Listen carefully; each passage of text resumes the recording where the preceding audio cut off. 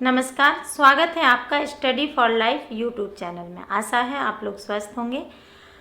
आज जो हमारा मॉडल आंसर का सीरीज और न्यूज़पेपर डिस्कशन की सीरीज चल रही है, मॉडल आंसर में एक करंट का टॉपिक है या इसे इकोनॉमिक्स का भी टॉपिक कह सकते हैं आप, जनसंख्या नियंत्रण। इस समय ये इस पर काफ़ी चर्चा हो रही है, तो ये प्रश्न पूछा जा सकता है। तो हम इस पर एक मॉडल आंसर आपको प्रोवाइड करा रहे हैं, तो आप इसे देखिएगा और अपने तरीके से इसके नोट्स भी बना सकते हैं आप वीडियो देखकर, और इसे समझ सकते हैं और क्वेश्चन आंसर के फॉर्म में लिख भी सकते हैं। तो हम आज इस पर बात करेंगे। इससे पहले हम आपसे गुजारिश करेंगे कि आप हमारा चैनल सब्सक्राइब कर लीजिएगा और बेल आइकन दबा दीजिएगा, तथा अगर वीडियो पसंद आए तो इसे लाइक और शेयर भी कर दें और अपना कमेंट्स में हमें बताएं कि आपका क्या सुझाव है इसके लिए, या आपको अगर पसंद नहीं आया तो वो भी आप कमेंट्स में ज़रूर बताइएगा। तो बात करते हैं जनसंख्या नियंत्रण पर। वर्तमान की क्या स्थिति है? वर्तमान में दो राज्य ऐसे हैं, एक उत्तर प्रदेश, दूसरा असम। असम और उत्तर प्रदेश में आक्रामक उपायों की बात चल रही है। कैसे उपाय? आक्रामक उपायों की वकालत हो रही है। क्या आक्रामक उपाय? कि ऐसा किया जाए कि जो सरकारी सेवा लेने वाले हैं उनमें 2 बच्चों की नीति की बात की जाए। यानी कि सरकारी सेवा का अगर आपको लाभ लेना है तो आप सिर्फ 2 बच्चों की नीति अपनाएं, यानी कि सिर्फ 2 ही बच्चे रख सकते हैं, तभी आपको सरकारी सेवा मिलेगी। सरकारी सेवा का मतलब कोई भी सरकार जो सेवाएं प्रोवाइड कराती है, नौकरी नहीं, उसके अलावा भी जो सरकार फैसिलिटीज़ देती है लोगों को, वो फैसिलिटी तभी मिलेगी जब 2 बच्चे हों।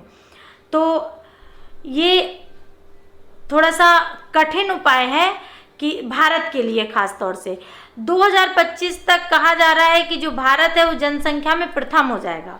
अभी उस भारत का द्वितीय स्थान है जनसंख्या में, चीन का प्रथम है, लेकिन 2025 तक जनसंख्या बढ़कर भारत का स्थान प्रथम हो जाएगा पूरे विश्व में। जनसंख्या की अधिकता से प्रॉब्लम क्या होती है? जनसंख्या की जो अधिकता होती है उससे समस्या होती है कि बोझ बढ़ता है। किस पर? अस्पतालों पर, खाद्यान्न पर, घरों पर, रोजगार पर, पर्यावरण पर, सभी चीज़ों पर जनसंख्या का दबाव, जनसंख्या का बोझ बढ़ता है, जिससे समस्याएं उत्पन्न होती हैं। तो आप भूमिका में क्या लिखेंगे कि इस समय उत्तर प्रदेश और असम में आक्रामक उपायों की वकालत की जा रही है, जैसे 2 बच्चों की नीति को लागू किया जाए। अगर 2 बच्चों से अधिक बच्चे हैं तो सरकारी सेवाओं से उन्हें वंचित किया जा सकता है। चूँकि जनसंख्या की अधिकता से जो अस्पताल है, खाद्यान्न है, घर, रोजगार या अन्य चीज़ें हैं, जो पर्यावरण है, कृषि है, सभी पर जनसंख्या का दबाव बढ़ता है, बोझ बढ़ता है, जिससे समस्याएं उत्पन्न होती हैं। भारत व विश्व में जनसंख्या वृद्धि की स्थिति क्या है?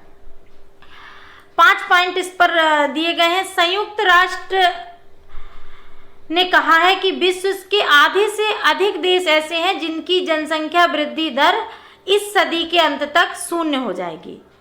यानी कि जो वृद्धि दर है वो शून्य हो जाएगी, जितना वृद्धि हो रही है उतनी ही होती रहेगी। मतलब कम से कम होते होते जनसंख्या वृद्धि दर शून्य हो जाएगी। अगर 2 लोग हैं तो उनके बच्चे 2 ही रहेंगे, 4 या 3 की स्थिति नहीं, मतलब बढ़ेगी नहीं जनसंख्या। तो जनसंख्या वृद्धि दर सदी के अंत तक शून्य हो जाएगी, ऐसा संयुक्त राष्ट्र ने कहा है कि विश्व के आधे से अधिक देशों में, सभी में नहीं, आधे से अधिक देशों में, ज़्यादातर ये विकसित देश हैं। ब्लूमबर्ग की रिपोर्ट कहती है कि कोविड-19 के कारण, किसके कारण? कोविड-19 के कारण लगभग 1 दशक की जनसंख्या की गिरावट हुई है। जनसंख्या में इतनी गिरावट हो गई जितनी 1 दशक में जनसंख्या होती उतनी गिरावट हो गई है। काफ़ी डेथ हो गई हैं और बहुत तरह की समस्याएं हुई हैं। यूएसए और चाइना जैसे देश, जैसे यूएसए और चाइना, इन्होंने अपनी जनसंख्या दर पहले से ही धीमी कर ली है।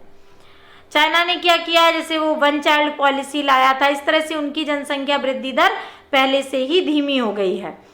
संयुक्त राष्ट्र ने कहा है कि 2021 से 2031 के बीच, यानी कि 10 सालों में भारत की जो जनसंख्या है उसमें 1.09 के गुणक से वृद्धि हो रही है। यानी कि 10 सालों में जो भारत की जनसंख्या है वो 1.09 के गुणक से बढ़ जाएगी। वर्ष 2060 के बाद भारत में जनसंख्या गिरावट शुरू होगी, प्रजनन दर में कमी आएगी।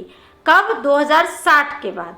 सन 2060 के बाद भारत की जनसंख्या में गिरावट मिलेगी, जनसंख्या वृद्धि दर में, और जो प्रजनन दर है वो घट जाएगी।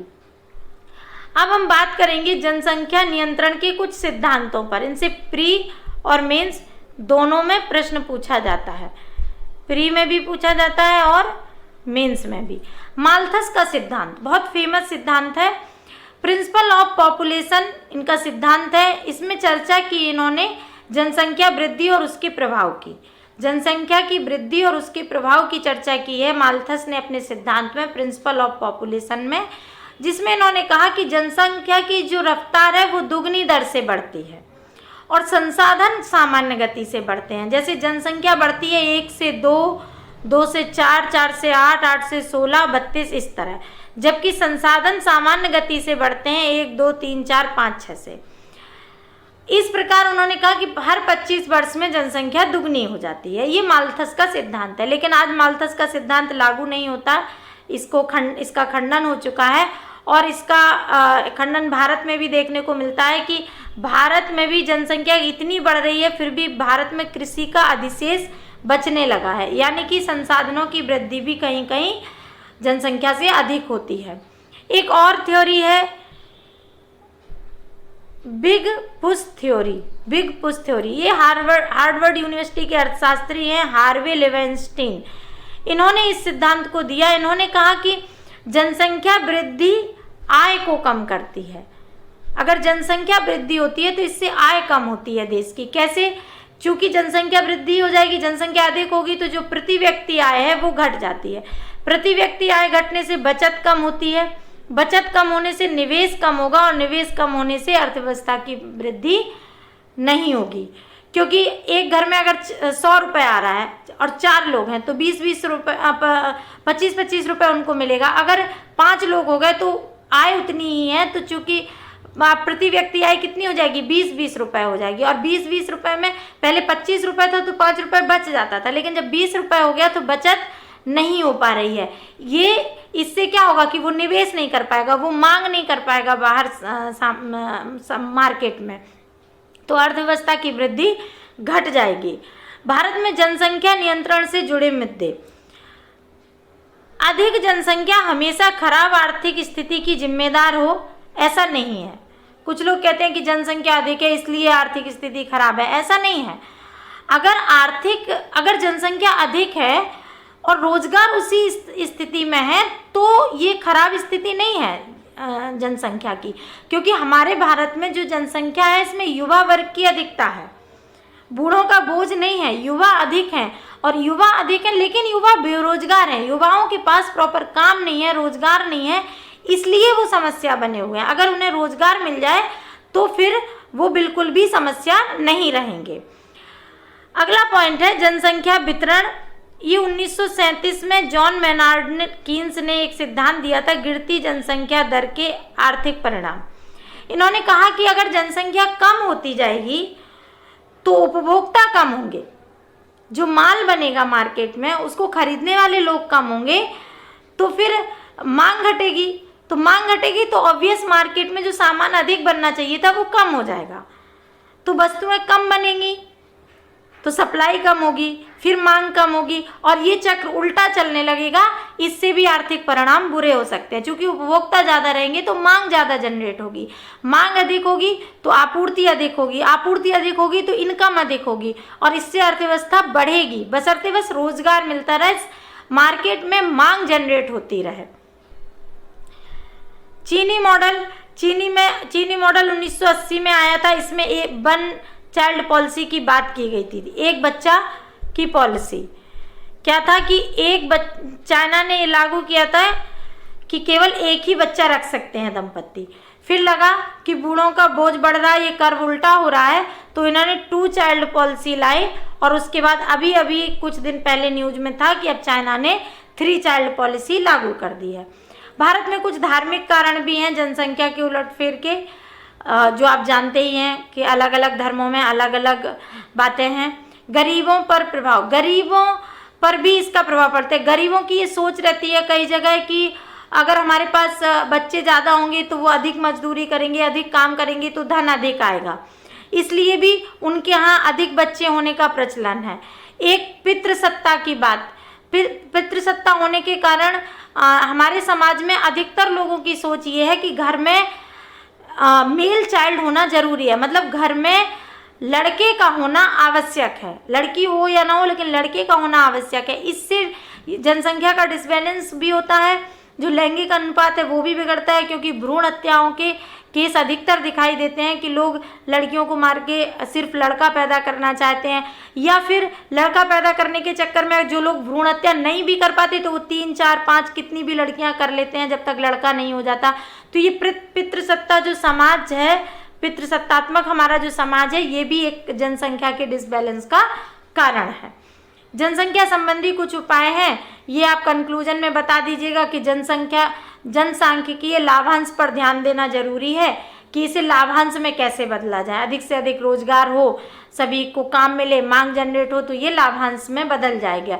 कौशल विकास पर बात की गई, प्रधानमंत्री ने जैसे कौशल विकास योजना चलाई उसको भी ठीक से क्रियान्वयन की ज़रूरत है। वो लागू तो हुई पर उतने अच्छे से वर्क नहीं हो पाया, तो उसे ज़मीनी स्तर पर कौशल विकास को लाया जाए और लोगों को काम मिले, जिससे कि अर्थव्यवस्था का चक्र पॉजिटिव रूप से चले।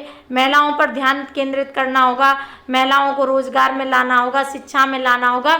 अगर महिलाएं शिक्षित होंगी तो वो भी जनसंख्या के नियंत्रण में स्वयं भागीदारी करेंगी। अभी तो गांव में जो अनपढ़ लोग हैं, जो शिक्षित नहीं हैं, वो लोग अभी भी कहीं ना कहीं समझते हैं कि औरतों का और क्या काम है, खाना बनाना और बच्चे पैदा करना। तो इन सब चीज़ों से दूरी बढ़ानी होगी। हमें अपनी जो लड़कियां हैं, घर की जो बेटियां हैं, उनको शिक्षा देनी होगी, उनको जागरूक करना होगा। और जो महिलाएं अनपढ़ भी हैं, वो साक्षर भले ना हो पर शिक्षित उन्हें भी करना होगा, उनको भी जागरूक बनाना होगा कि उनकी स्वयं की भी अपनी एक इम्पोर्टेंस है, एक आइडेंटिटी है। वो सिर्फ इसी काम के लिए नहीं है कि सिर्फ बच्चे ही पैदा करेंगे, बेटा हुआ बेटी हुआ ठीक है, 1-2 बच्चे हुए उसके बाद क्यों चाहिए। इस तरह की अगर जागरूकता होगी तो जनसंख्या नियंत्रण पर काबू किया जा सकता है। तो कहीं ना कहीं जागरूकता और शिक्षा की ज़्यादा आवश्यकता है, बजाय आक्रामक उपाय अपनाने के कि एकदम से ये लागू कर दें और समाज में अराजकता फैल जाए और समाज विद्रोह करने पे उतर जाए। तो सभी चीज़ों को, सभी धर्मों का, सभी चीज़ों का ध्यान रखते हुए सरकार को थोड़ा शिक्षा पर अधिक ध्यान देना होगा, रोजगार पर अधिक ध्यान देना होगा। तो जनसंख्या हमारे लिए अभिशाप नहीं वरदान भी साबित हो सकती है। आशा है ये मॉडल आंसर आपके लिए लाभदायी होगा। आप इसे शेयर जरूर करें और इससे अपने आंसर फॉर्मेट में लिख लें, अपना एक क्वेश्चन आंसर के फॉर्म में या नोट्स के रूप में इसको तैयार कर लें। धन्यवाद।